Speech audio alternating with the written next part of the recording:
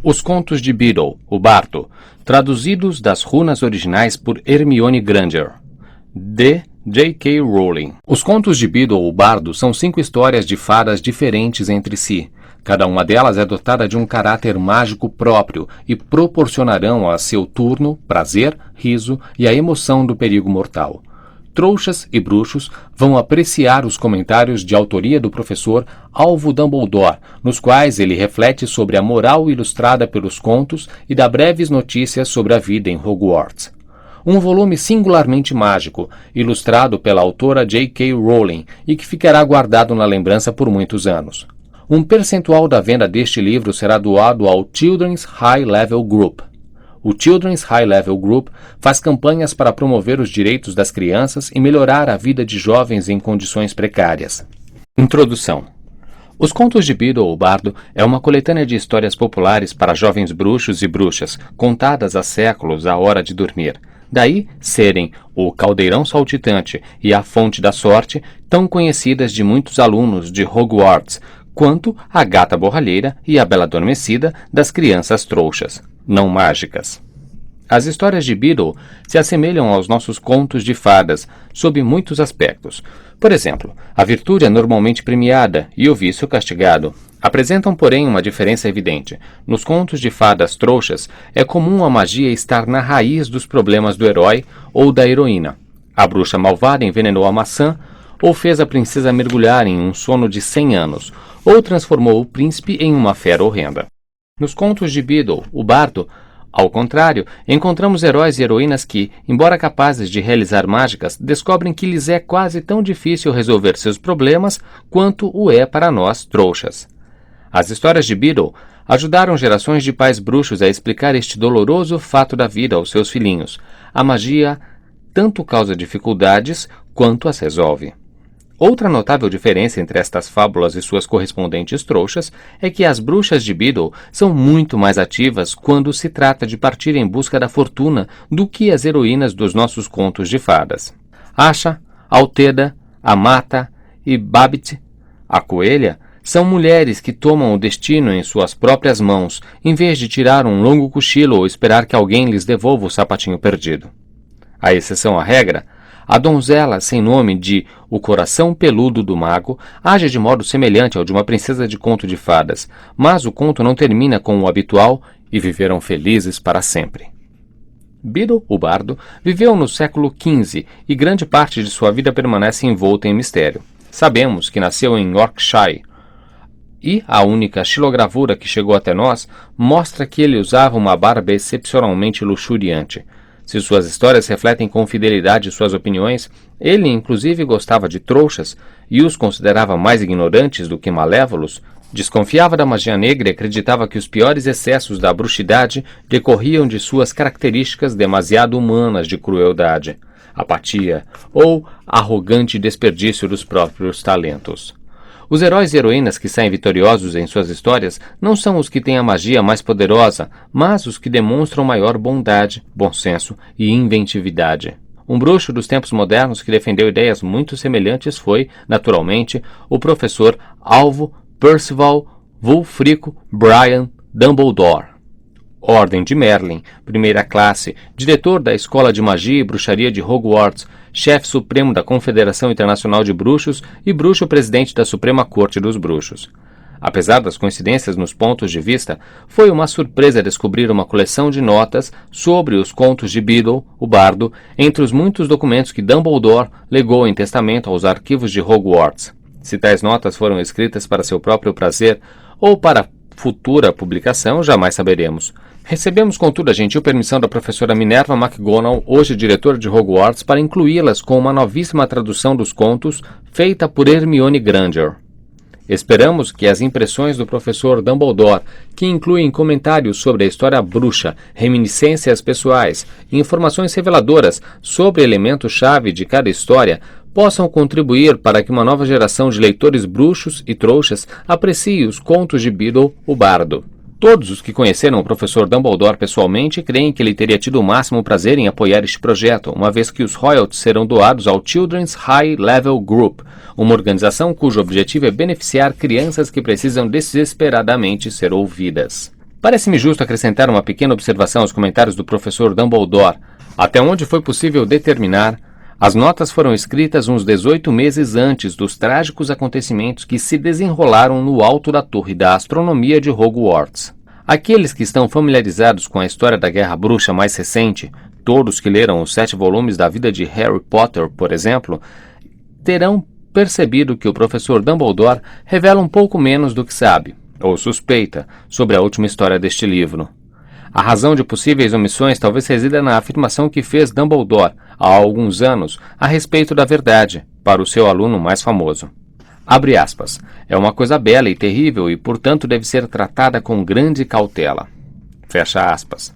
Concordemos ou não com ele, há que desculpá-lo por desejar proteger os futuros leitores das tentações em que ele mesmo caiu e pelas quais pagou um preço terrível. J.K. Rowling, 2008. Observação sobre as notas de rodapé. Tudo indica que o professor Dumbledore escreveu para um público bruxo, por isso incluía aqui e ali a explicação de um termo ou fato sobre os quais os leitores trouxas talvez precisem de esclarecimento. J.K. Rowling. Capítulo 1. O Bruxo e o Caldeirão Saltitante. CD 1. Capítulo 2. A Fonte da Sorte. CD 2. Capítulo 3. O Coração Peludo do Mago. CD 3. Capítulo 4. Babbit, a Coelhinha e seu Toco Gigante. CD 4. Capítulo 5. O Conto dos Três Irmãos. CD 5. Children's High Level Group. CD 6. CD 1. Capítulo 1. O Bruxo e o Caldeirão Saltitante.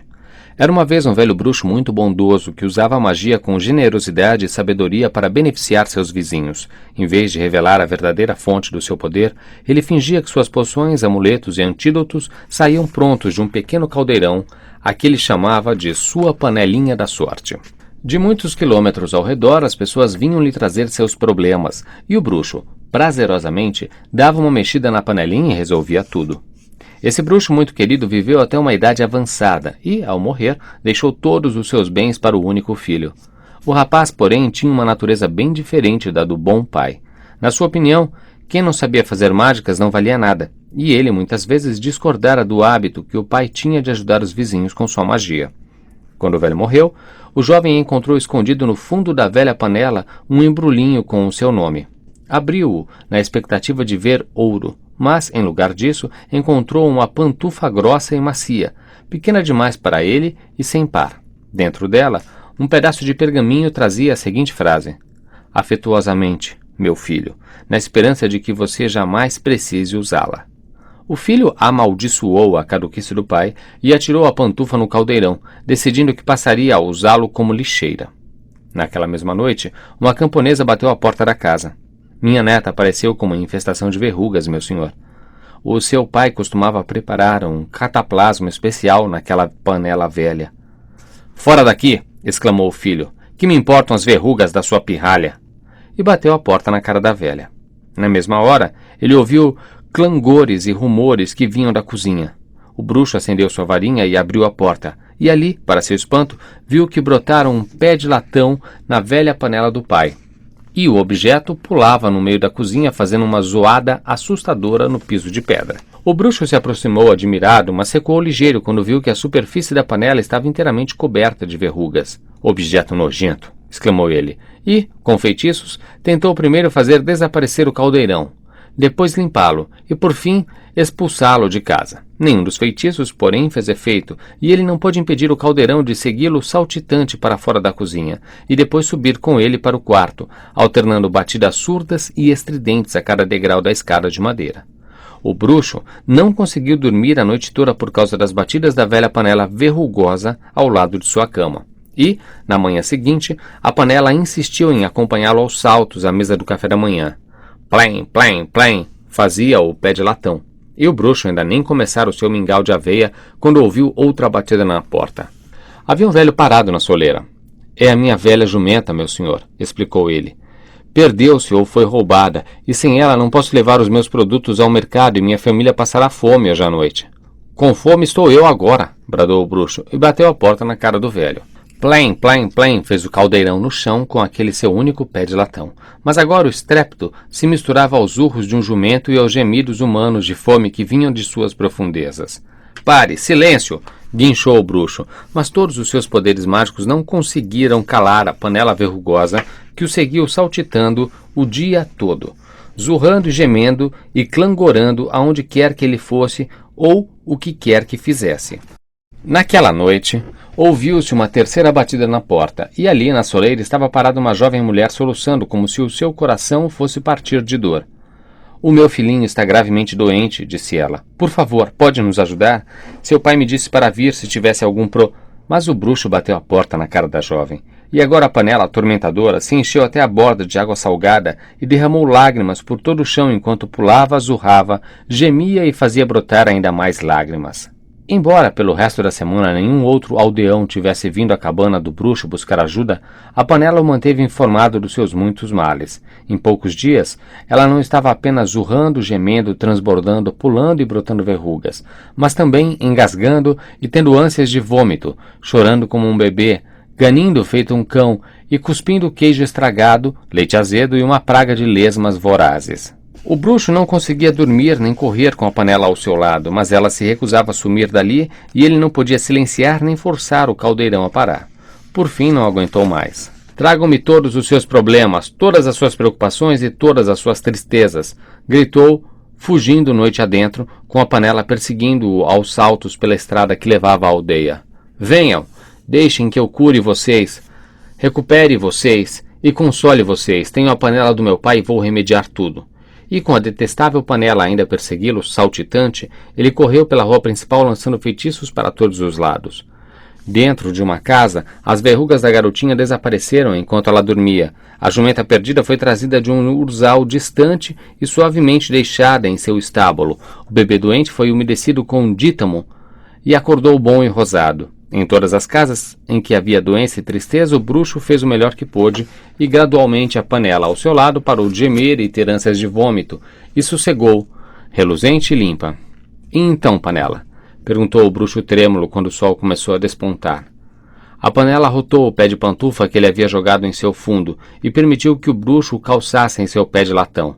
Juntos, eles regressaram à casa, os passos da panela finalmente abafados, mas daquele dia em diante, o bruxo passou a ajudar os aldeões exatamente como fazia seu pai, antes dele, para que a panela não descalçasse a pantufa e recomeçasse a saltitar. Comentários de Alvo Dumbledore sobre o bruxo e o caldeirão saltitante. Um velho bruxo generoso resolve dar uma lição ao filho insensível, apresentando-lhe uma amostra do sofrimento dos trouxas locais. Desperta assim a consciência do jovem mago que concorda em usar sua magia em benefício dos vizinhos não mágicos. À primeira vista, uma fábula simples e comovente. Ao crer nisso, a pessoa se revelaria uma pobre inocente. Uma história pró-trouxas, retratando um pai que ama os trouxas e é superior em magia a um filho que os detesta.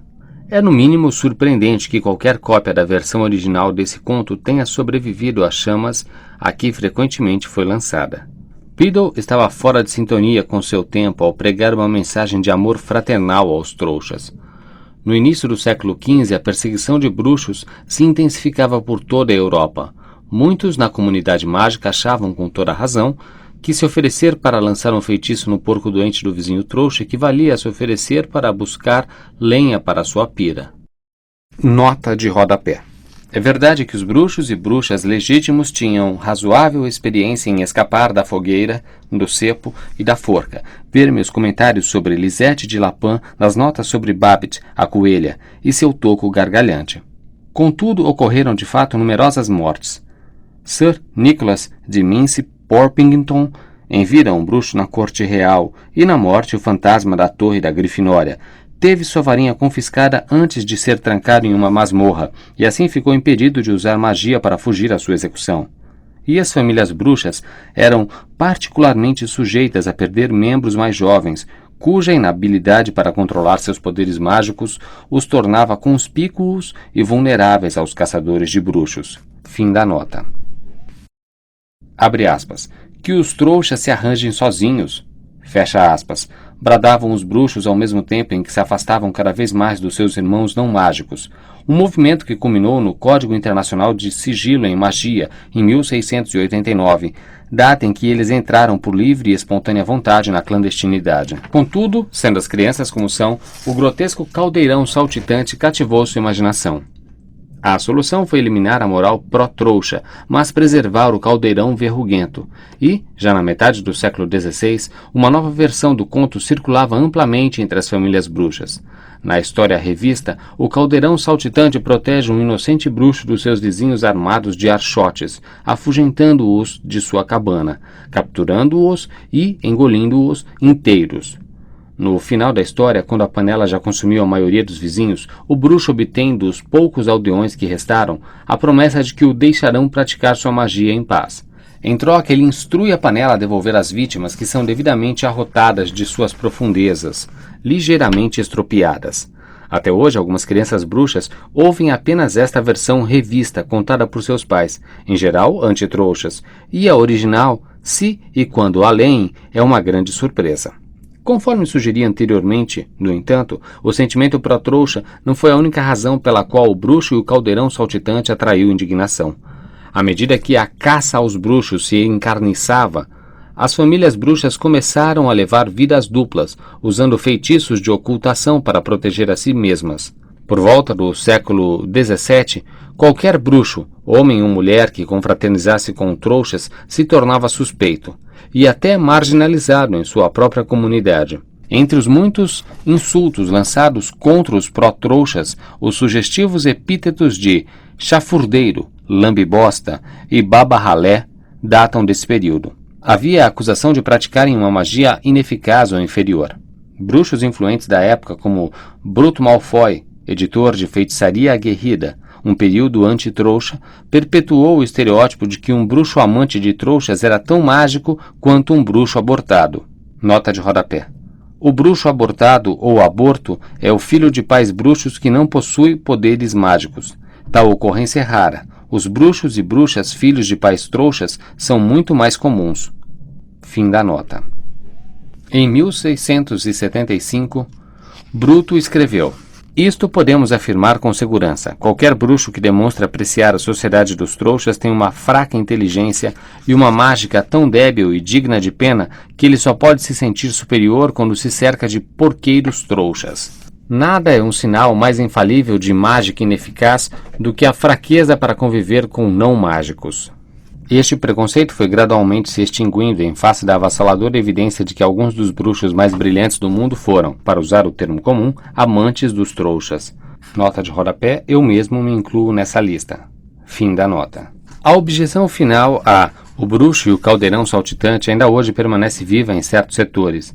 Beatrix Bloxam, que viveu de 1794 a 1910, autora do abominável Os Contos do Chapéu de Sapo, foi, talvez, quem melhor resumiu a questão.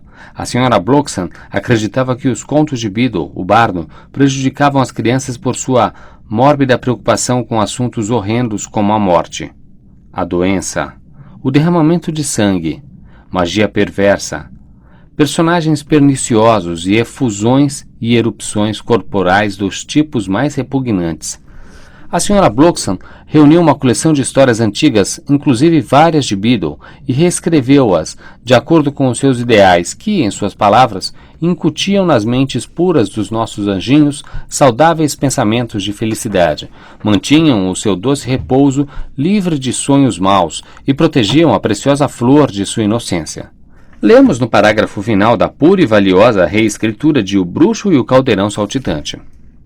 Então a panelinha dourada dançou de prazer, tim, tirim, tim, tim, batendo seus pezinhos rosados. Willyzinho tinha curado as barriguinhas dodóis de todas as bonequinhas e a panelinha ficou tão feliz que se encheu de docinhos para Willyzinho e suas bonequinhas. Mas não se esqueça de escovar os seus dentinhos, gritou a panela. E o Willyzinho abraçou e beijou o Caldeirão Saltitante e prometeu sempre ajudar as bonequinhas e jamais voltar a ser ranzinza. O conto da senhora Bloxam provocou a mesma reação em gerações de crianças bruxas, incontáveis ânsias de vômito, seguidas por imediatos pedidos para que alguém levasse o livro e o transformasse em pasta. CD 2. Capítulo 2 A Fonte da Sorte. No alto de um morro, em um jardim encantado envolto por muros altos e protegido por poderosa magia, jorrava a fonte da sorte. Uma vez por ano, entre o nascer e o pôr do sol do dia mais longo do ano, um único infeliz recebia a oportunidade de competir para chegar à fonte, banhar-se em suas águas e ter sorte a vida inteira. No dia aprazado, centenas de pessoas viajavam de todo o reino para chegar ao jardim antes do alvorecer. Homens e mulheres, ricos e pobres, jovens e velhos, dotados ou não de poderes mágicos, reuniam-se no escuro, cada qual na esperança de ser escolhido para entrar no jardim. 3 bruxas, com seus problemas e preocupações, encontraram-se nas cercanias da multidão e contaram umas às outras suas tristezas enquanto esperavam o sol nascer. A primeira, cujo nome era Asha, sofria de uma doença que nenhum curandeiro conseguia eliminar. Ela esperava que a fonte fizesse desaparecer os seus sintomas e lhe concedesse uma vida longa e feliz. A segunda, cujo nome era Alteda, tivera sua casa, seu ouro e sua varinha roubados por um bruxo malvado. Ela esperava que a fonte a aliviasse de sua fraqueza e pobreza. A terceira, cujo nome era Amata, fora abandonada por um homem a quem amava profundamente e acreditava que seu coração partido jamais se recuperaria. Esperava que a fonte aliviasse sua dor e saudade. Apiedando-se umas das outras, as 3 mulheres concordaram que se lhes coubesse a chance, elas se uniriam e tentariam chegar à fonte juntas. O primeiro raio de sol rasgou o céu e uma fresta se abriu no muro. A multidão avançou, cada pessoa exigindo, aos gritos, a bênção da fonte. Plantas rastejantes do interior do jardim serpearam pela massa ansiosa e se enrolaram na primeira bruxa, Asha. Ela agarrou o pulso da segunda bruxa, Alteda, que segurou com força as vestes da terceira bruxa, Amata. E Amata se enredou na armadura de um cavaleiro de triste figura que montava um cavalo esquelético. As plantas rastejantes puxaram as 3 bruxas pela fresta do muro, e o cavaleiro foi derrubado do seu gabinete atrás delas. Os gritos furiosos da multidão desapontada se ergueram no ar matinal e silenciaram quando os muros do jardim se fecharam mais uma vez. Asha e Alteda se zangaram com Amata, que acidentalmente trouxera junto o cavaleiro. Apenas um pode se banhar na fonte. Já era bem difícil decidir qual de nós será, sem adicionar mais um. Ora, o cavaleiro azarado, como era conhecido nas terras além muros, observou que as mulheres eram bruxas e, não sendo ele dotado de magia, nem de grande perícia em torneios e duelos com espadas, nem de nada que o distinguisse como homem, não mágico, ficou convencido de que não havia esperança de chegar à fonte antes das 3 mulheres. Anunciou, portanto, sua intenção de sair do jardim. Ao ouvir isso, Amata se aborreceu também. Medroso, ela o censurou. Desembainhe sua espada, cavaleiro, e nos ajude a atingir nossa meta. E assim, as 3 bruxas e o infeliz cavaleiro se aventuraram pelo jardim encantado, onde ervas raras, frutos e flores cresciam em abundância à margem de caminhos ensolarados. Eles não encontraram obstáculo algum até alcançar o sopé do morro em que se erguia a fonte. Ali, enrolado na base do morro, havia um monstruoso verme branco, inchado e cego. À aproximação do grupo, ele virou uma cara feia e mal-cheirosa e proferiu as seguintes palavras: "Paguem-me a prova de suas dores." O cavaleiro azarado sacou a espada e tentou matar o bicho, mas a espada se partiu. Então Alteda atirou pedras no verme, enquanto Asha e Amata experimentaram todos os feitiços que poderiam subjugá-lo ou hipnotizá-lo. Mas o poder de suas varinhas não foi mais eficaz do que a pedra da amiga ou a espada do cavaleiro. O verme não quis deixá-los passar. O sol foi subindo sempre mais alto no céu e Asha, desesperada, começou a chorar. Então o enorme verme encostou o focinho no rosto dela e bebeu suas lágrimas. Saciada a sede, o verme deslizou para um lado e sumiu por um buraco no chão. Exultantes com o sumiço do verme, as 3 bruxas e o cavaleiro começaram a subir o morro, certos de que chegariam à fonte antes do meio-dia. A meio caminho da subida íngreme, porém, eles encontraram palavras gravadas no chão. "Paguem-me os frutos do seu árduo trabalho." O cavaleiro azarado apanhou sua única moeda e colocou-a na encosta relvada, mas ela rolou para longe e se perdeu. As 3 bruxas e o cavaleiro continuaram a subir, e embora tivessem andado durante horas, não avançaram um único passo. O topo continuava distante, e a inscrição permanecia no chão diante deles. Todos se sentiram desanimados quando viram o sol passar sobre suas cabeças e começar a declinar em direção ao longínquo horizonte. Mas Altheda andou mais rápido e, empenhando mais esforço do que os demais, estimulava-os a seguir seu exemplo, embora tão pouco avançasse na subida do Morro Encantado. Coragem, amigos, não fraquejem, gritava ela, enxugando o suor do rosto. À medida que as gotas caíam cintilantes na terra, a inscrição que bloqueava o caminho desaparecia, e eles descobriram que podiam prosseguir. Encantados com a remoção do segundo obstáculo, correram para o alto o mais rápido que puderam, até que, por fim, avistaram a fonte refulgindo cristalina em meio a árvores e flores. Antes de alcançá-la, no entanto, encontraram, barrando seu caminho, um riacho que circundava o topo do morro. No fundo da água transparente havia uma pedra lisa com as seguintes palavras: "Paguem-me o tesouro do seu passado." O cavaleiro azarado tentou atravessar o curso d'água flutuando sobre seu escudo, mas afundou. As 3 bruxas o tiraram de dentro do riacho e tentaram saltar por cima da água, mas o riacho não as deixou atravessar e todo o tempo o sol ia baixando pelo céu. Eles começaram então a refletir sobre o significado da mensagem na pedra, e a Mata foi a primeira a compreendê-la. Apanhando a varinha, apagou da mente todas as lembranças dos momentos felizes que passara com o seu amor desaparecido, e deixou-as cair na correnteza. O riacho as levou para longe, deixando aparecer pedras planas, e finalmente as 3 bruxas e o cavaleiro puderam atravessar em direção ao topo do morro. A fonte refulgiu diante dos 4, emoldurada pelas ervas e flores mais raras e mais belas que jamais tinham visto. O céu coloriu-se de vermelho e chegou a hora de decidir qual deles iria se banhar. Antes, porém, que chegassem a uma conclusão, a franzina Asha tombou no chão. Exausta com o esforço da subida, estava à beira da morte. Seus 3 amigos a teriam carregado até a fonte, mas Asha, em agonia mortal, lhes pediu que não a tocassem.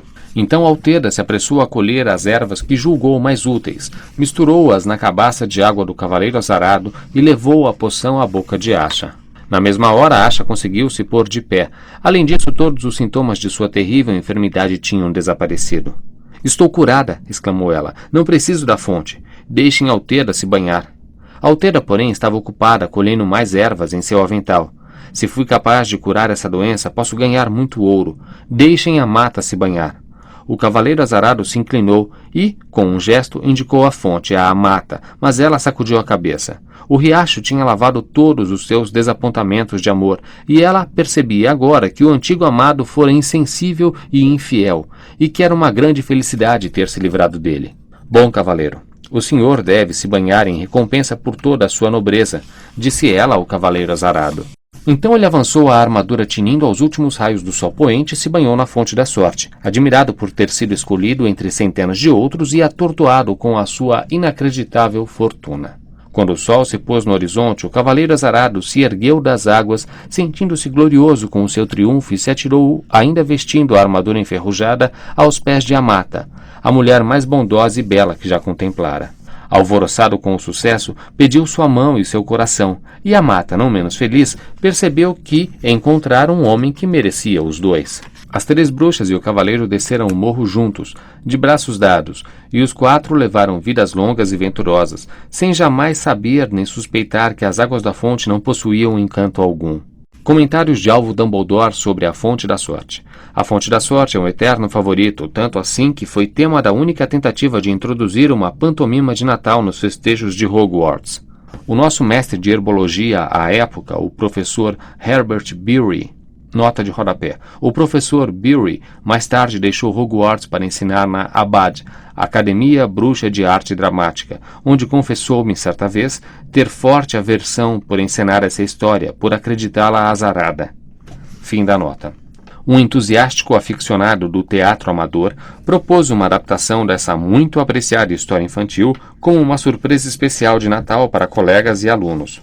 Eu era então um jovem professor de transfiguração e Herbert me encarregou dos efeitos especiais que incluíam providenciar uma fonte da sorte que funcionasse plenamente e a miniatura de um morro coberto de vegetação, que as nossas 3 heroínas e o nosso herói pareceriam escalar enquanto a fonte afundaria lentamente no palco e desapareceria de vista.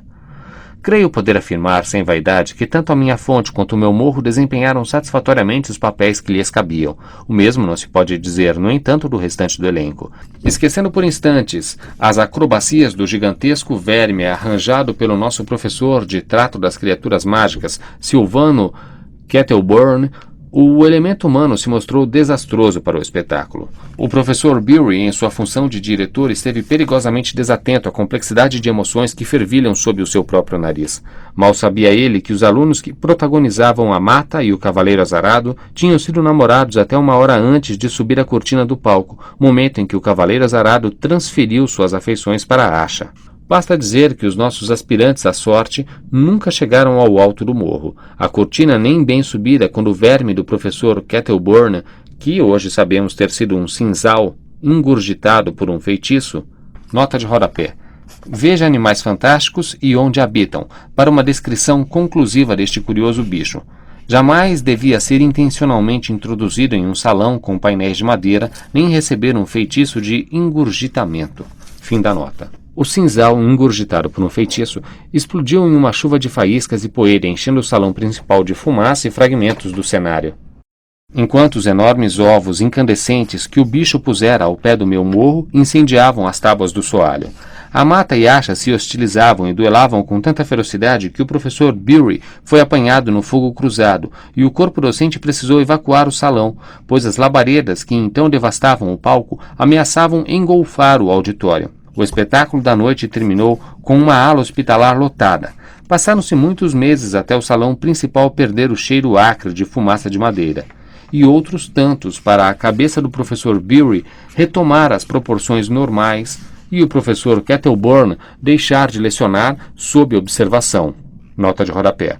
O professor Kettleburn sobreviveu a nada menos que 62 trimestres sob observação durante o tempo em que ocupou o cargo de professor de trato das criaturas mágicas. Suas relações com o meu professor predecessor em Hogwarts, o professor de P, sempre foram tensas, pois este considerava o professor Kettleburn meio irresponsável. Na época em que me tornei diretor, no entanto, o professor Kettleburn já se acalmara consideravelmente, embora sempre houvesse alguém a comentar com cinismo que, restando-lhe apenas 1,5 dos membros com que nascera, ele era forçado a levar a vida menos ativamente. Fim da nota. O diretor Armando de P. impôs uma proibição a futuras pantomimas, uma orgulhosa tradição antiteatral que Hogwarts mantém até hoje. Apesar do nosso fiasco dramático, A Fonte da Sorte é provavelmente o conto de Beedle mais popular, embora tal como acontece com O Bruxo e o Caldeirão Saltitante, tenha seus detratores. Mais de um pai de aluno já exigiu a retirada desse conto da biblioteca de Hogwarts.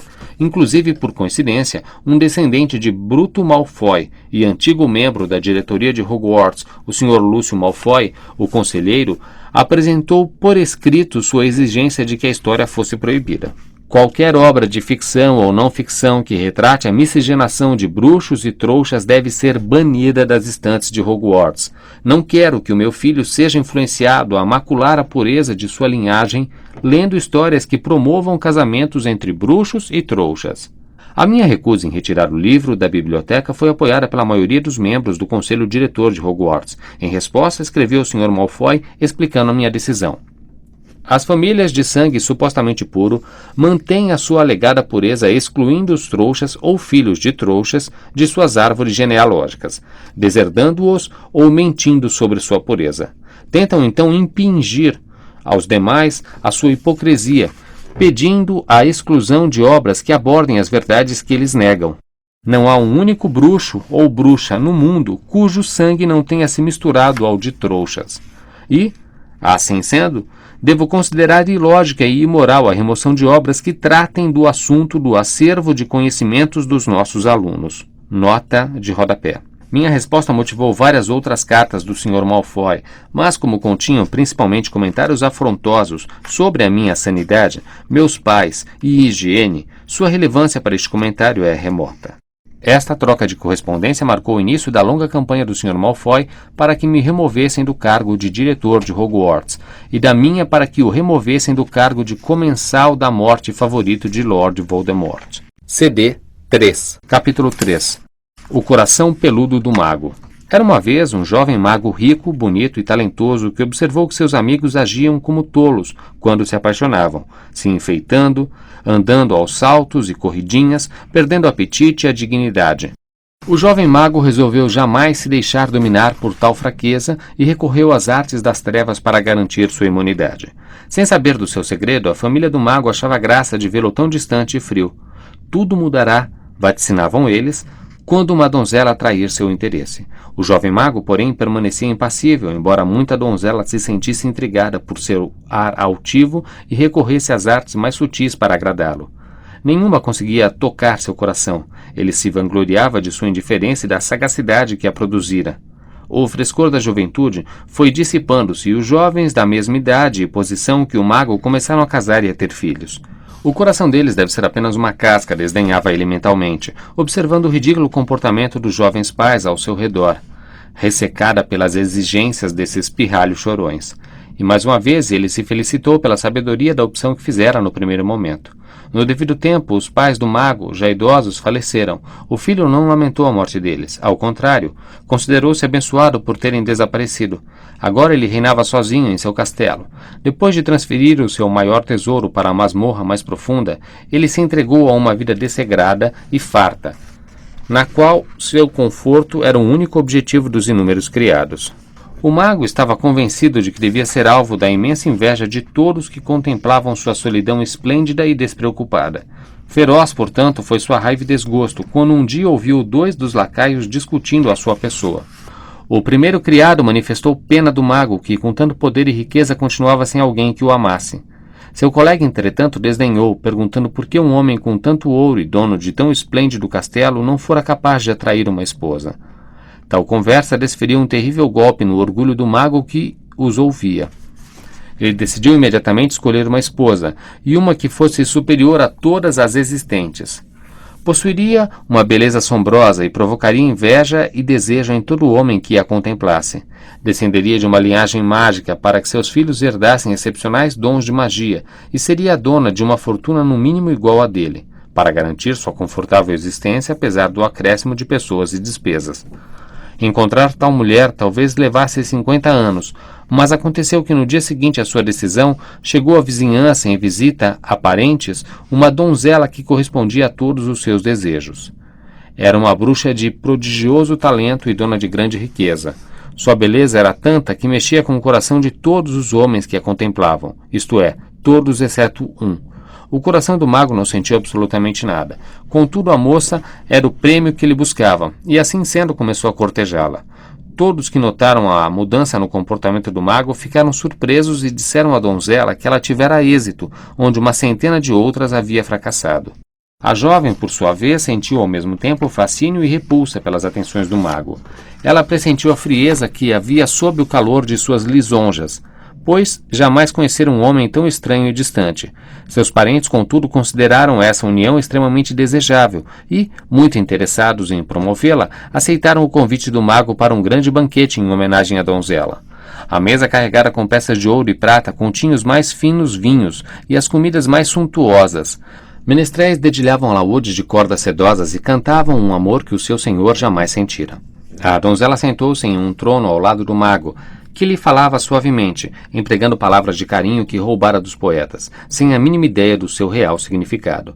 A donzela ouvia, intrigada, e por fim respondeu: "Você fala bonito, mago, e eu ficaria encantada com suas atenções se ao menos acreditasse que você tem coração."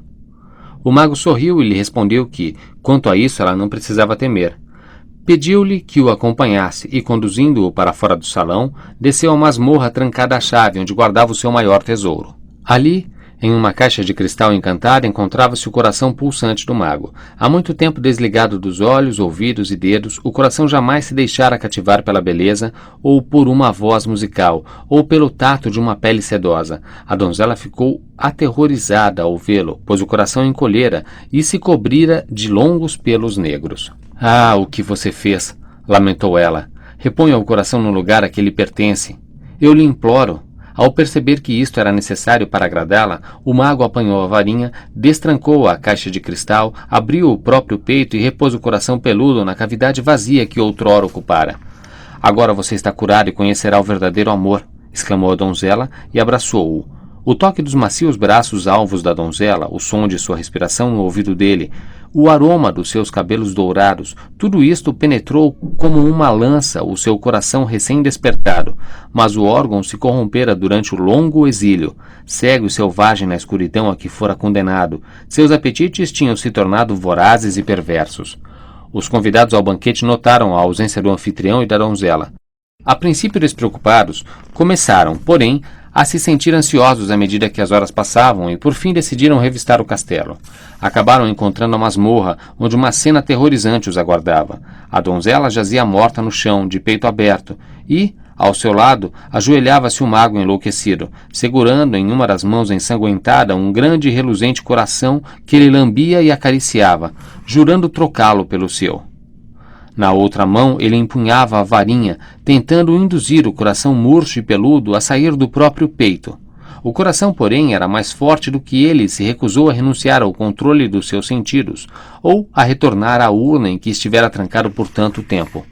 Diante do olhar aterrorizado dos convidados, o mago atirou para um lado a varinha e agarrou uma adaga de prata, jurando jamais ser dominado pelo próprio coração, arrancou-o do peito. Por um momento, o mago permaneceu de joelhos, triunfante, segurando um coração em cada mão. Em seguida, caiu atravessado sobre o corpo da donzela e morreu.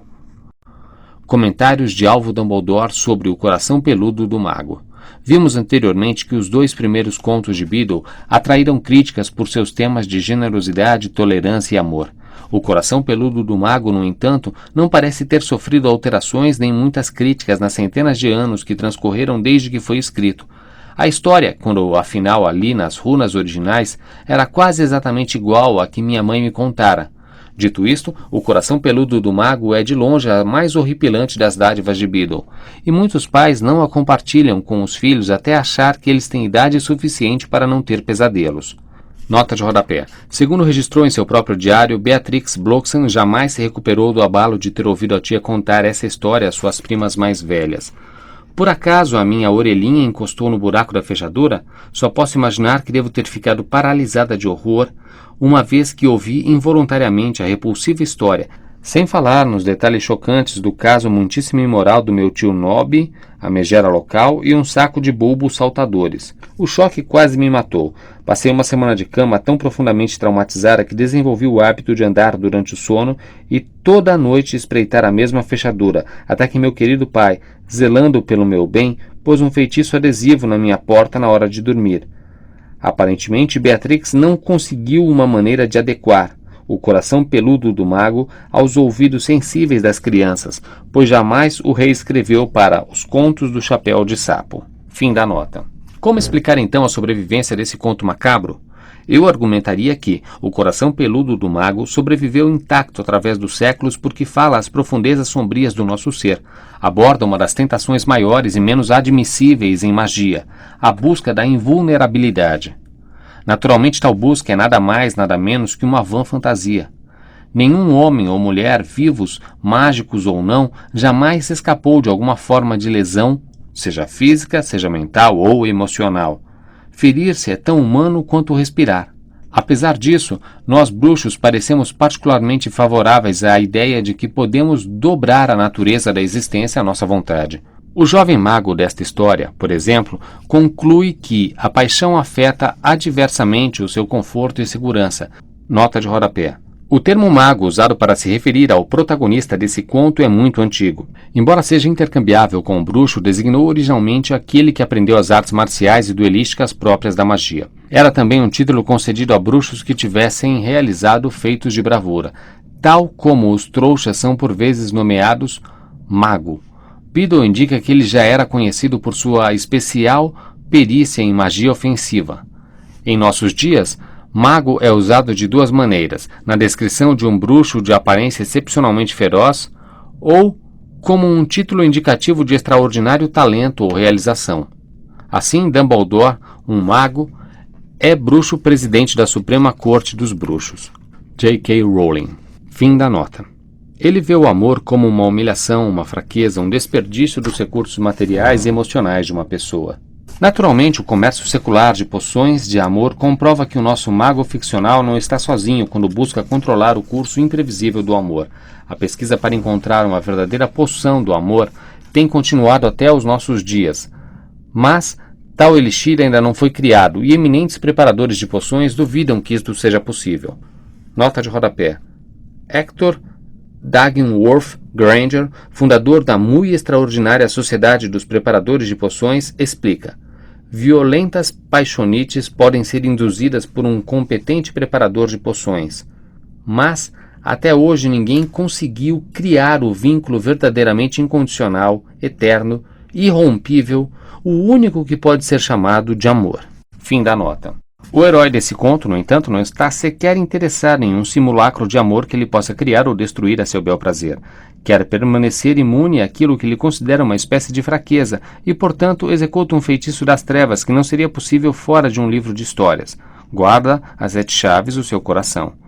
Muitos autores observaram a semelhança deste ato com a criação de um Horcrux. Embora o herói de Beedle não esteja procurando evitar a morte, como Tom Riddle, ele está separando o que evidentemente não deve ser separado, o corpo e o coração. E, ao fazê-lo, infringe a primeira das leis fundamentais da magia de Adalberto Waffling.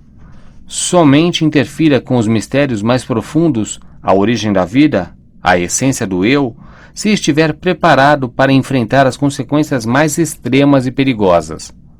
E, efetivamente, ao procurar tornar-se sobre-humano, esse jovem imprudente se torna inumano.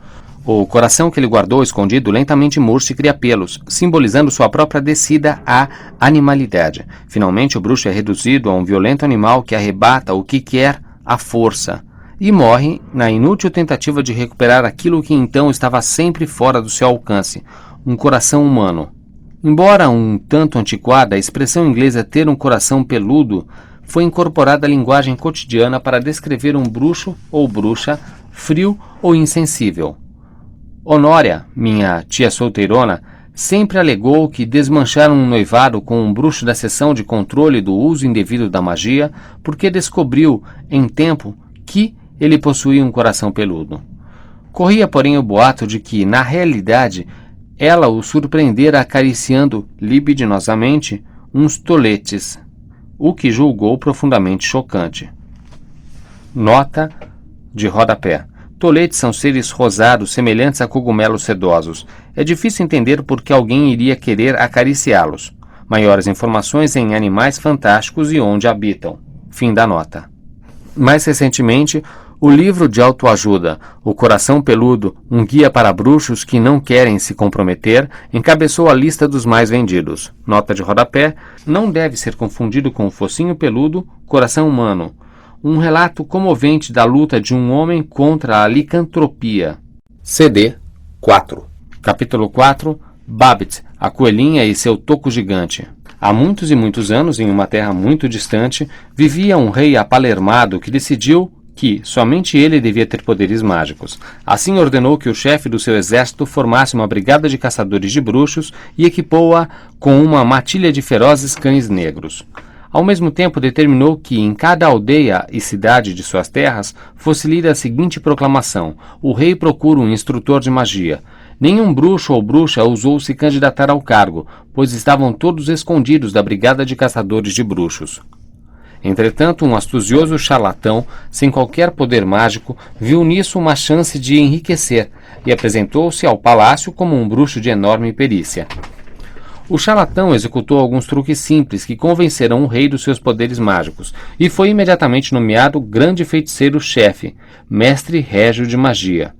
O charlatão pediu ao rei que lhe desse um polpudo saco de ouro para ele poder comprar varinhas e outros materiais mágicos necessários.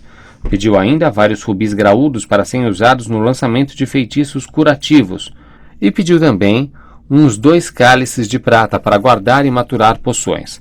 Tudo isso o apalermado rei lhe entregou. O charlatão guardou o tesouro a salvo em sua própria casa e voltou aos jardins do palácio.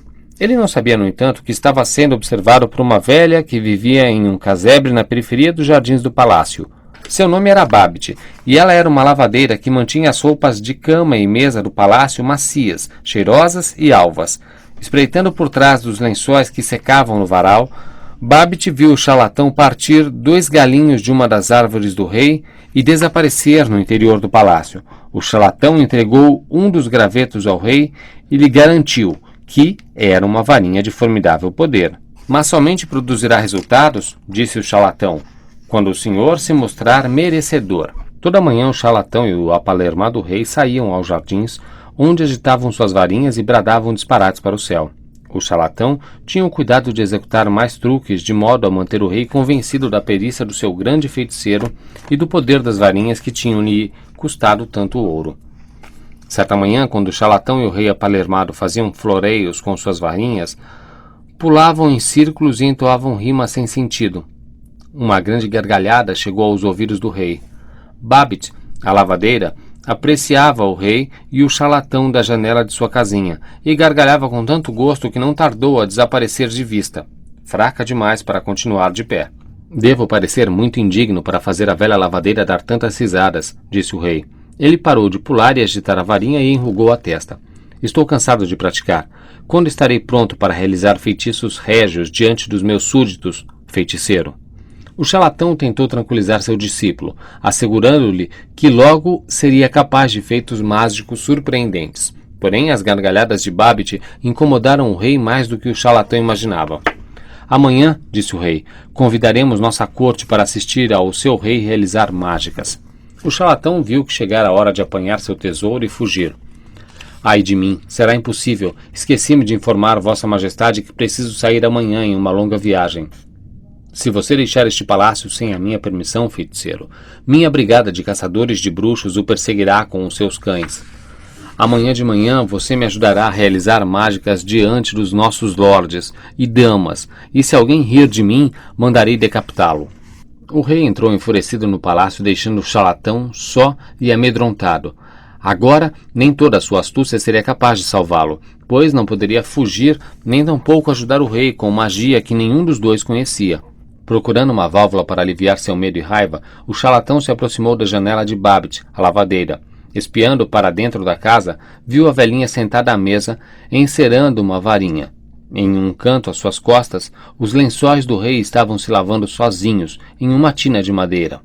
O charlatão compreendeu imediatamente que Babbitt era uma bruxa genuína, e que, tendo-lhe causado aquele terrível problema, poderia também resolvê-lo. Sua bruxa velha! Berrou o charlatão. Sua gargalhada me custou caro. Se não me ajudar, vou denunciá-la e você é que será despedaçada pelos cães do rei. A velha Babbitt sorriu para o charlatão e tranquilizou-o, dizendo que faria tudo em seu poder para ajudá-lo. O charlatão lhe deu instruções para se esconder em uma moita enquanto o rei apresentava seu espetáculo de magia e para executar os feitiços do rei sem que ele soubesse. Babbitt concordou com o plano, mas fez uma pergunta. E, meu senhor, se o rei tentar um feitiço que Babbitt não seja capaz de realizar? O charlatão zombou. A sua mágica é superior à imaginação daquele tolo, garantiu-lhe o homem e se retirou para o castelo muito satisfeito com a própria esperteza. Na manhã seguinte, todos os lordes e damas do reino se reuniram nos jardins do palácio. O rei subiu a um palco à frente deles, acompanhado pelo charlatão. Primeiro, farei o chapéu dessa dama desaparecer, anunciou o rei, apontando seu galinho para uma dama. Do meio da moita próxima, Babbitt apontou a varinha para o chapéu e o fez sumir. Grande foi o espanto e a admiração da nobreza e forte o seu aplauso para o jubiloso rei. A seguir farei aquele cavalo voar, anunciou o rei, apontando o galinho para o próprio ginete. Do meio da moita, Babbitt apontou a varinha para o cavalo e o animal se elevou no ar. Os nobres ficaram ainda mais arrebatados e surpresos, e aos gritos manifestaram seu apreço pelo rei mágico. E agora, disse o rei, correndo o olhar ao redor em busca de uma ideia. E o capitão de sua brigada de caçadores de bruxos correu para o rei. Majestade, disse o capitão, esta manhã, Sabre morreu depois de comer um cogumelo venenoso. Ressuscite-o. Ressuscite-o, majestade. Ressuscite-o com a sua varinha. E o capitão carregou até o palco o corpo sem vida do maior dos cães caçadores de bruxos. O apalermado rei brandiu o seu galinho e apontou para o cão morto. Mas no meio da noite, Babbitt sorriu, e não se deu sequer o trabalho de erguer a varinha, porque nenhuma mágica é capaz de ressuscitar os mortos. Ao ver que o cão continuava imóvel, os nobres começaram primeiro a murmurar e depois a rir. Desconfiaram que os primeiros 2 feitos do rei, afinal, não tinham passado de simples truques. Por que não está funcionando? Gritou o rei para o charlatão, que recorreu ao último ardil que lhe restava. Ali, majestade, ali! Gritou ele, apontando para a moita onde Babbitt estava escondida. Vejo-a claramente. A bruxa má que está bloqueando a nossa magia com seus próprios feitiços malignos. Prenda-a! Prenda-a! Babbitt fugiu da moita e a brigada de caçadores de bruxos saiu em sua perseguição, soltando os cães que latiram longamente, sedentos pelo sangue da bruxa. Mas, ao alcançar uma sebe baixa, a bruxa desapareceu de vista, e quando o rei, o charlatão e todos os cortesãos chegaram ao outro lado, encontraram a matilha caçadora latindo e escarafunchando ao redor de uma árvore velha e curvada. Ela se transformou em uma árvore, berrou o charlatão, e, temendo que Babbitt retomasse sua forma humana e o denunciasse, acrescentou: derrube-a, vossa majestade, é assim que se lida com bruxas más. Imediatamente trouxeram um machado e a velha árvore foi abatida com sonoros vivas dos cortesãos e do charlatão. Entretanto, quando se preparavam para retornar ao palácio, o som de uma gargalhada os fez parar de estalo. Tolos! Exclamou a voz de Babbitt do toco que eles haviam deixado para trás. Bruxos e bruxas não podem ser mortos rachando-os ao meio. Se não acreditam em mim, peguem um machado e cortem o grande feiticeiro ao meio. O capitão da brigada de caçadores de bruxos se apressou a fazer a experiência, mas, quando ergueu o machado, o charlatão caiu de joelhos pedindo misericórdia e confessando toda a sua maldade. Ao vê-lo sendo arrastado para a masmorra, o toco de árvore gargalhou mais alto que nunca. Quando cortou uma bruxa ao meio, Vossa Majestade desencadeou uma terrível maldição sobre o seu reino, disse o toco ao rei aterrorizado. De hoje em diante, cada maldade que o senhor infligir aos meus companheiros bruxos se refletirá como uma machadada do lado do seu corpo, até o senhor desejar morrer. Ao ouvir isso, o rei também caiu de joelhos e disse ao toco que faria imediatamente uma proclamação protegendo todos os bruxos do seu reino e deixando-os praticar sua magia em paz. Muito bem, disse o toco, mas o senhor ainda não compensou Babbitt. Farei qualquer coisa que pedir, exclamou o apalermado rei, torcendo as mãos diante do toco. O senhor construirá uma estátua de Babbitt em cima de mim, em memória da sua pobre lavadeira, para lembrá-lo para sempre de sua própria tolice, ordenou o toco. O rei concordou imediatamente e prometeu contratar o maior escultor da terra para fazer uma estátua de ouro puro. Depois, envergonhado, rei e toda a nobreza retornaram ao palácio, deixando o toco dando gargalhadas às suas costas. Quando os jardins se esvaziaram novamente, esgueirou-se do buraco entre as raízes do toco uma velha coelha robusta e bigoduda, com uma varinha presa entre os dentes. Babbitt saiu saltando pelos jardins para muito longe. A estátua de ouro da lavadeira que recobria o toco durou para sempre, e nunca mais os bruxos foram perseguidos naquele reino. Comentários de Alvo Dumbledore sobre Babbitt, a coelha e seu toco gargalhante. A história de Babbitt, a coelha e seu toco gargalhante é, sob muitos aspectos, o conto de Beedle mais real, na medida em que a magia descrita na história está quase totalmente de acordo com as conhecidas leis da magia. Foi graças a essa história que muitos de nós descobrimos que a magia não podia ressuscitar os mortos. O que foi um grande desapontamento e um choque, convencidos que estávamos na infância de que nossos pais seriam capazes de acordar os nossos ratos e gatos com um aceno de varinha. E, embora tenham transcorrido uns 6 séculos desde que Beedle escreveu esse conto, e desde então tenhamos concebido inúmeras maneiras de manter a ilusão da presença continuada dos entes que amamos, os bruxos ainda não descobriram como juntar corpo e alma uma vez que a morte ocorra. Nota de rodapé. As fotos e os retratos de bruxos têm movimentos e, no caso destes últimos, falam como seus personagens. Outros objetos raros, como o espelho de Ogezed, podem também refletir mais do que uma imagem estática de alguém querido que perdemos. Os fantasmas são versões transparentes, dinâmicas, falantes e pensantes dos bruxos e bruxas que desejaram, por alguma razão, permanecer na Terra. J.K. Rowling. Fim da nota de rodapé. Diz o eminente filósofo bruxo Bertrand de Pensées Profondes, em sua famosa obra Um Estudo da Possibilidade de Reverter os Efeitos Metafísicos e Reais da Morte Natural, com especial atenção à reintegração da essência com a matéria. Desistam. Isto jamais acontecerá. O conto de Babbitt a coelha, porém, nos oferece uma das primeiras menções literárias a um animago, pois Babbitt, a lavadeira, é dotada dessa rara habilidade mágica de se transformar em animal quando quer. Os animagos formam uma pequena fração da população bruxa. Atingir a transformação perfeita e espontânea de humano para animal exige muito estudo e prática, e muitos bruxos consideram que seu tempo pode ser melhor empregado em outras atividades. Certamente, a aplicação de tal talento é limitada, a não ser que a pessoa tenha grande necessidade de se disfarçar ou se ocultar. Por esta razão, o Ministério da Magia insiste em registrar os animagos, pois não resta dúvida de que tal tipo de feitiço tem maior utilidade para aqueles que se dedicam a atividades subreptícias, secretas ou até criminosas. Nota de rodapé. A professora McGonagall, diretora de Hogwarts, me pediu que esclarecesse que ela se tornou um animago em decorrência de suas extensas pesquisas em todos os campos da transfiguração e que jamais usou sua habilidade de se transformar em gato com nenhum objetivo subreptício, à exceção das atividades legais em favor da Ordem da Fênix, nas quais o sigilo e o disfarce eram imperativos. J.K. Rowling. Fim da nota de rodapé. É duvidoso que algum dia tenha havido uma lavadeira capaz de se transformar em coelho.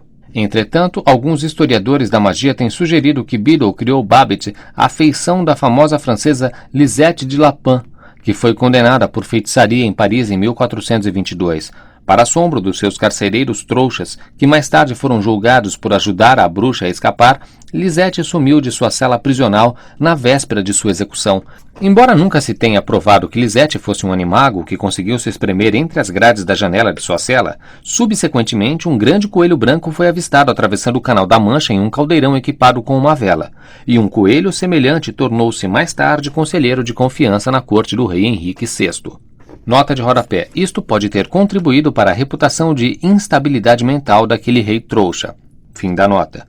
O rei, na história de Beadle, é um trouxa imbecil, que, ao mesmo tempo, cobiça e teme a magia. Ele acredita que pode se tornar bruxo simplesmente aprendendo encantamentos e agitando uma varinha. Nota de rodapé.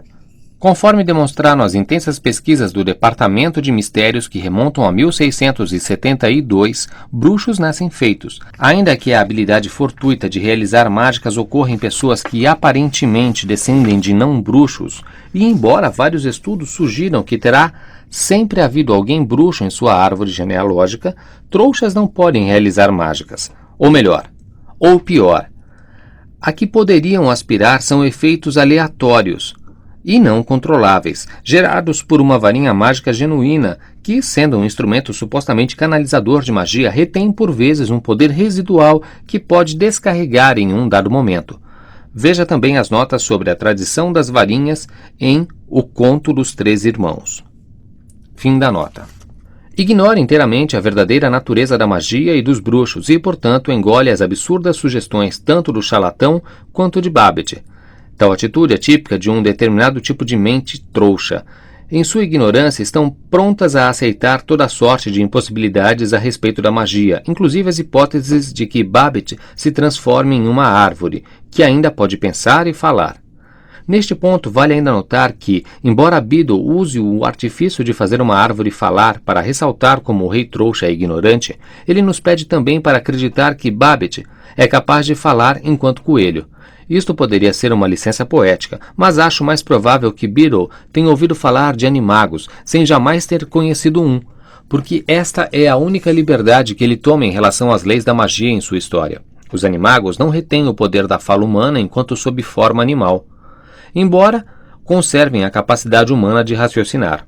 Isto, como qualquer escolar sabe, é a diferença fundamental entre ser animago e se transformar em animal. Neste último caso, a pessoa se transforma inteiramente em um animal e, em consequência, desconhece a magia, perde a consciência de ter sido bruxo e precisaria de alguém que o transfigurasse em sua forma original. Creio ser possível que, ao preferir que sua heroína finja se transformar em árvore e ameace o rei com a dor de uma machadada no próprio corpo, Beadle tenha se inspirado em tradições e práticas reais da magia. Árvores com madeira apropriada para varinhas sempre foram ferozmente protegidas por seus fabricantes, que cuidam delas e, quando alguém as corta para roubá-las, se arrisca a expor-se não apenas à malícia dos tronquilhos, que normalmente fazem seus ninhos ali, como também a efeitos adversos dos feitiços de proteção com que seus donos a cercaram. Nota de rodapé. Para a descrição completa desses pequenos e curiosos habitantes das árvores, tronquilhos, veja Animais Fantásticos e Onde Habitam. Fim da nota. Na época de Beadle, a maldição Cruciatus ainda não tinha sido declarada ilegal pelo Ministério da Magia e poderia ter produzido a exata sensação que Babbitt usa para ameaçar o rei. Nota de rodapé. As maldições Cruciatus, Impérios e Avada Kedavra foram classificadas como imperdoáveis em 1717, com as mais rigorosas penalidades associadas ao seu uso. CD 5. Capítulo 5. O Conto dos Três Irmãos. Era uma vez 3 irmãos que estavam viajando por uma estrada deserta e tortuosa ao anoitecer. Depois de algum tempo, os irmãos chegaram a um rio fundo demais para vadiar e perigoso demais para atravessar a nado. Os irmãos, porém, eram versados em magia, então simplesmente agitaram as mãos e fizeram aparecer uma ponte sobre as águas traiçoeiras. Já estavam na metade da travessia quando viram o caminho bloqueado por um vulto encapuzado.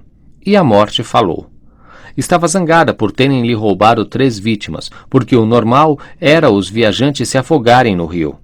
Mas a morte foi astuta. Fingiu cumprimentar os 3 irmãos por sua magia e disse que cada um ganhara um prêmio por ter sido inteligente o bastante para lhe escapar. Então, o irmão mais velho, que era um homem combativo, pediu a varinha mais poderosa que existisse. Uma varinha que sempre vencesse os duelos para seu dono, uma varinha digna de um bruxo que derrotara a morte. Ela atravessou a ponte e se dirigiu a um vetusto sabugueiro na margem do rio. Fabricou uma varinha de um galho da árvore e entregou-a ao irmão mais velho.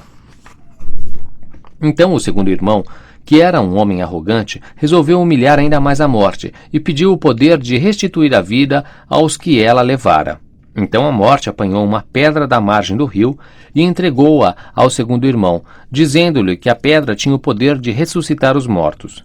Então a morte perguntou ao terceiro e mais moço dos irmãos o que queria. O mais moço era o mais humilde e também o mais sábio dos irmãos, e não confiou na morte. Pediu então algo que lhe permitisse sair daquele lugar sem ser seguido por ela. E a morte, de má vontade, lhe entregou a própria capa da invisibilidade. Então a morte se afastou para um lado e deixou os 3 irmãos continuarem a viagem, e foi o que eles fizeram, comentando assombrados a aventura que tinham vivido e admirando os presentes da morte. No devido tempo, os 3 irmãos se separaram, cada um tomou um destino diferente. O primeiro irmão viajou uma semana ou mais e, ao chegar a uma aldeia distante, procurou um colega bruxo com quem tivera uma briga. Armado com a varinha de sabugueiro, a varinha das varinhas, ele não poderia deixar de vencer o duelo que se seguiu, deixando o inimigo morto no chão. O irmão mais velho dirigiu-se a uma estalagem, onde se gabou em altas vozes da poderosa varinha que arrebatara da própria morte, e de que ela, a arma, o tornara invencível. Na mesma noite, outro bruxo aproximou-se sorrateiramente do irmão mais velho, enquanto dormia em sua cama, embriagado pelo vinho. O ladrão levou a varinha e, para se garantir, cortou a garganta do irmão mais velho. Assim, a morte levou o primeiro irmão. Entre mentes, o segundo irmão viajou para a própria casa, onde vivia sozinho. Ali tomou a pedra que tinha o poder de ressuscitar os mortos e virou-a 3 vezes na mão. Para sua surpresa e alegria, a figura de uma moça que tivera esperança de desposar antes de sua morte precoce surgiu instantaneamente diante dele.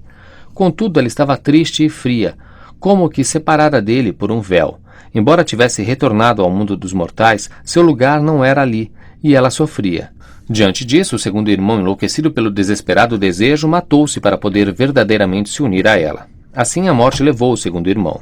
Embora a morte procurasse o terceiro irmão durante muitos anos, jamais conseguiu encontrá-lo. Somente quando atingiu uma idade avançada foi que o irmão mais moço despiu a capa da invisibilidade e deu-a de presente ao filho. Acolheu então a morte como uma velha amiga e acompanhou-a de bom grado. E iguais partiram desta vida. Comentários de Alvo Dumbledore sobre o Conto dos Três Irmãos. Quando eu era criança, essa história me causou uma profunda impressão. Ouvia, primeiramente, contada por minha mãe, e logo tornou-se o conto que eu pedia com mais frequência na hora de dormir. Isto sempre provocava discussões com meu irmão mais velho, Abe Forte, cuja história favorita era Bodalhão, o bode resmungão. A moral de O Conto dos Três Irmãos não poderia ser mais clara. Os esforços humanos para evadir ou superar a morte estão sempre fadados ao desapontamento. O terceiro irmão da história, o mais humilde e também o mais sábio, é o único que compreende isso, pois tendo escapado uma vez da morte, por um triz, o melhor que poderia esperar era adiar o próximo encontro o máximo possível. O mais moço sabe que zombar da morte, envolver-se em violência como o primeiro irmão, ou ocupar-se da sombria arte da necromancia, Como o segundo irmão, significa medir forças com um inimigo ardiloso que não pode perder. Nota de rodapé. Necromancia é a magia negra que ressuscita os mortos. É um ramo da magia que nunca teve sucesso, como a nossa história deixa bem claro. J.K. Rowling. Fim da nota. A ironia é que se formou uma curiosa lenda em torno dessa história, que contradiz exatamente a mensagem original. A lenda argumenta que os prêmios que a morte dá aos irmãos, uma varinha imbatível, uma pedra capaz de ressuscitar os mortos e uma capa da invisibilidade imperecível, são objetos verdadeiros que existem no mundo real. E vai além. Se alguém venha a se tornar o legítimo possuidor dos três, torna-se então Senhor da Morte, o que tem sido comumente entendido que será invulnerável e ao mesmo tempo imortal. Podemos rir com uma certa tristeza do que isto nos diz da natureza humana. A interpretação mais caridosa seria: a esperança brota eternamente. Nota de rodapé. A citação demonstra que Alvo Dumbledore era não só excepcionalmente instruído em termos de bruxaria, como também familiarizado com os escritos do poeta trouxa Alexander Pope. J.K. Rowling. Fim da nota.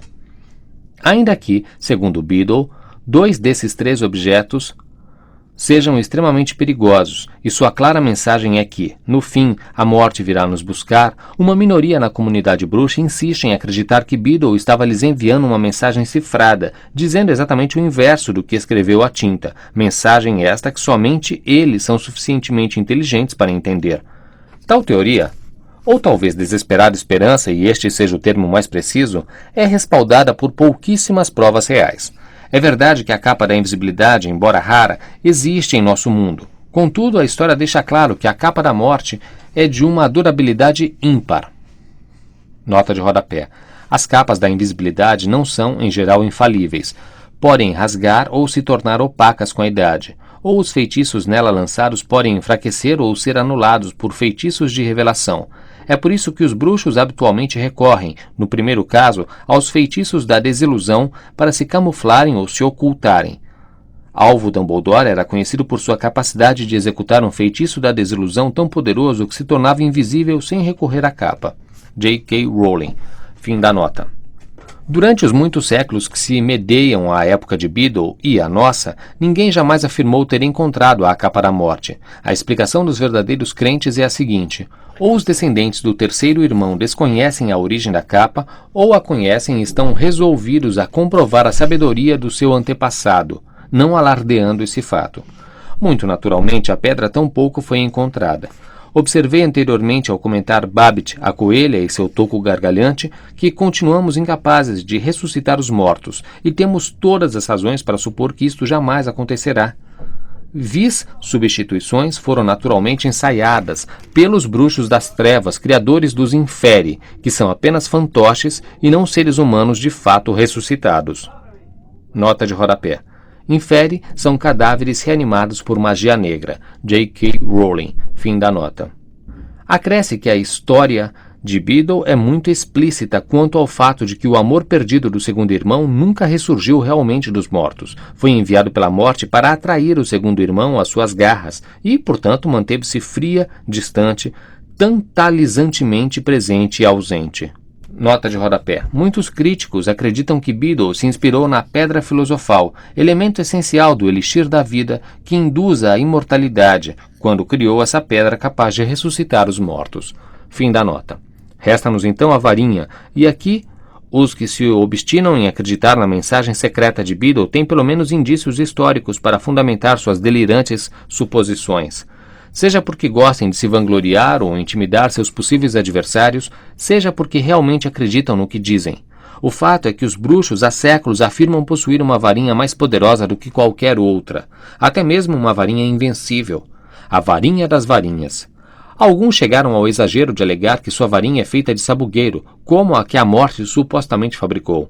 Tais objetos receberam nomes, entre os quais a varinha do destino e a varinha da morte. Não admira que velhas superstições tenham se desenvolvido em torno de nossas varinhas, que são, afinal, nossas ferramentas e armas mágicas mais importantes. Algumas, e portanto seus donos, são supostamente incompatíveis. Se a varinha dele é carvalho e a dela azevinho, casarem-se os dois será um descaminho. Ou indicam falhas no caráter. castanheiro preguiçoso, sorveira falastrona, freixo queixo duro, aveleira resmungona. E, com efeito, nessa categoria de máximas sem comprovação encontramos varinha de sabugueiro, azar o ano inteiro.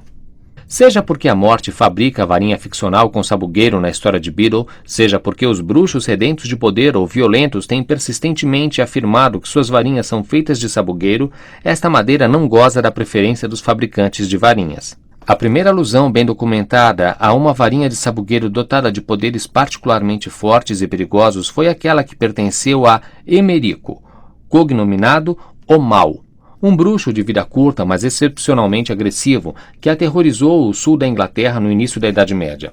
Morreu como tinha vivido, em um encarniçado duelo com outro bruxo conhecido por Egberto. Ignora-se que fim levou Egberto, embora a expectativa de vida dos duelistas medievais fosse geralmente baixa. Nos tempos anteriores à criação de um Ministério da Magia para regular o uso da magia negra, os duelos eram geralmente fatais. Um século depois, outro personagem desagradável de nome Godelot expandiu o estudo da magia negra registrando uma coleção de feitiços perigosos, com o auxílio de uma varinha descrita como mia amiga mas maluada e sutil, num corpo de sabugueiro que conhece caminhos de magia muy maligna. Magia muy maligna se tornou o título da obra-prima de Godelot. Como podemos observar, Godelot considera sua varinha uma colaboradora, quase uma instrutora. Aqueles que estão familiarizados com as tradições das varinhas, como eu, por exemplo, concordarão que elas realmente absorvem o conhecimento de quem as usa, embora tal processo seja imprevisível e imperfeito. É preciso levar em consideração todo tipo de fatores adicionais, tais como as relações entre a varinha e seu usuário para compreender a eficiência de seu desempenho como determinado indivíduo.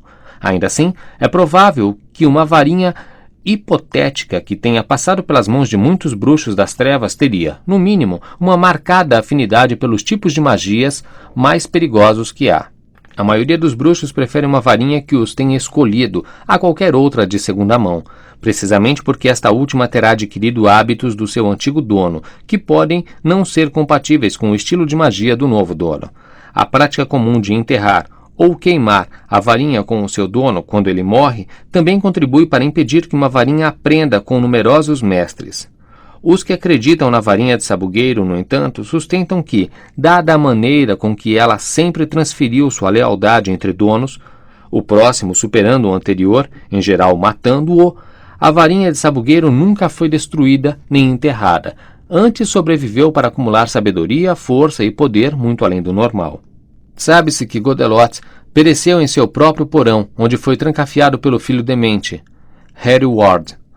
É de se supor que o filho tenha se apossado da varinha do pai, ou este último teria conseguido fugir, mas que destino Harry Ward terá dado à varinha não sabemos ao certo. Sabemos sim que uma varinha chamada Varinha de Eldrum, por seu dono, Barnabas Devereux, surgiu no início do século XVIII e que este bruxo a usou para talhar sua reputação de guerreiro temível, até seu reino de terror ter se encerrado pelo igualmente notório Loxias, que lhe tomou a varinha e a rebatizou de a Varinha da Morte, usando-a para destruir qualquer um que o desagradasse. É difícil acompanhar a trajetória subsequente da varinha de Loxias, pois muitos alegam tê-lo matado, inclusive a própria mãe. O que deve ocorrer a qualquer bruxo inteligente que estude a pretensa história da varinha das varinhas é que todo homem que afirme ter sido seu dono insistiu em sua invencibilidade, quando os fatos que se conhecem sobre sua passagem pelas mãos de muitos donos demonstram não só que ela foi vencida centenas de vezes, como atraiu tanta confusão quanto o bodalhão, o bode resmungão, atraía moscas. Nota de rodapé. Nenhuma bruxa jamais afirmou ter sido dona da varinha das varinhas. Extraiam disso a conclusão que quiserem. Fim da nota. Em última análise, a busca pela varinha das varinhas corrobora uma observação que tive a oportunidade de fazer muitas vezes no curso de minha longa vida, que os humanos têm um pendor para escolher precisamente as coisas que lhes fazem mal. Qual de nós, porém, teria revelado a sabedoria do terceiro irmão se lhe fosse oferecido escolher o melhor presente da morte? Bruxos e trouxas são igualmente imbuídos de sede de poder. Quantos teriam resistido à varinha do destino? Que ser humano, tendo perdido um ente amado, poderia resistir à tentação da pedra da ressurreição? Mesmo eu, alvo Dumbledore, acharia mais fácil recusar a capa da invisibilidade. O que prova apenas que, esperto como sou, continuo sendo um bobalhão tão grande quanto os demais. CD 6. Children's High Level Group. Saúde, educação, assistência. Caro leitor, muito obrigada por ter adquirido este livro singular e especial. Gostaria de aproveitar esta oportunidade para explicar de que modo o seu apoio irá nos ajudar a fazer uma real diferença na vida de muitas crianças vulneráveis. Mais de 1 milhão de crianças vivem em grandes instituições residenciais por toda a Europa. Ao contrário do que comumente se pensa, a maioria não é órfã, mas está sob a guarda do Estado porque suas famílias são pobres, doentes ou pertencem a alguma minoria étnica.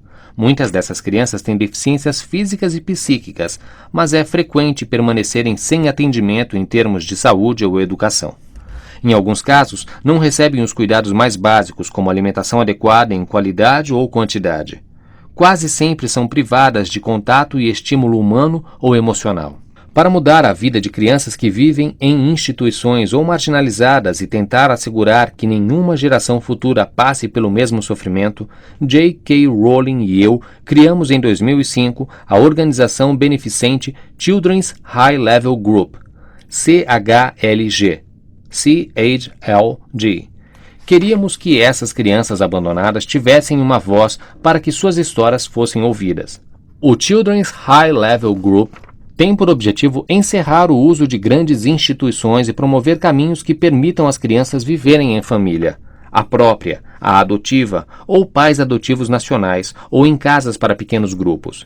A campanha ajuda aproximadamente 250 mil crianças por ano. Financiamos uma linha independente de apoio à criança que provê anualmente sustento e informação a milhares de crianças. Dirigimos também atividades educativas, inclusive o projeto Ação Comunitária, Community Action, em que jovens da rede pública de ensino trabalham em instituições com crianças portadoras de necessidades especiais, e o projeto Edelweiss, que oferece aos jovens marginalizados e internos em instituições oportunidades para expressarem sua criatividade e seu talento.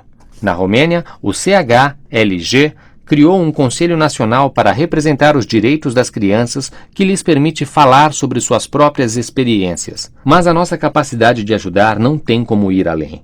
Precisamos de fundos para ampliar e replicar o nosso trabalho em outros países e ajudar um número ainda maior de crianças tão desesperadamente necessitadas. O CHLG tem um caráter único entre as organizações não governamentais do setor por seu trabalho com instituições governamentais e locais, a sociedade civil, as organizações profissionais e voluntárias, bem como prestadores de serviço em campo. O CHLG tem por objetivo implementar plenamente a Convenção das Nações Unidas sobre os Direitos da Criança em toda a Europa e no mundo inteiro. Em apenas 2 anos, colaboramos com governos para desenvolver estratégias que evitem o abandono de bebês em hospitais e aperfeiçoem o atendimento a crianças com deficiências físicas e mentais, além de preparar um manual com as melhores diretrizes em desinstitucionalização. Somos verdadeiramente gratos por seu apoio ao comprar este livro. Estes fundos vitais possibilitarão ao CHLG dar continuidade às suas atividades, oferecendo a outras centenas de milhares de crianças a chance de ter uma vida decente e saudável. Para nos conhecer melhor e saber como participar do nosso esforço, visite www.chlg.org.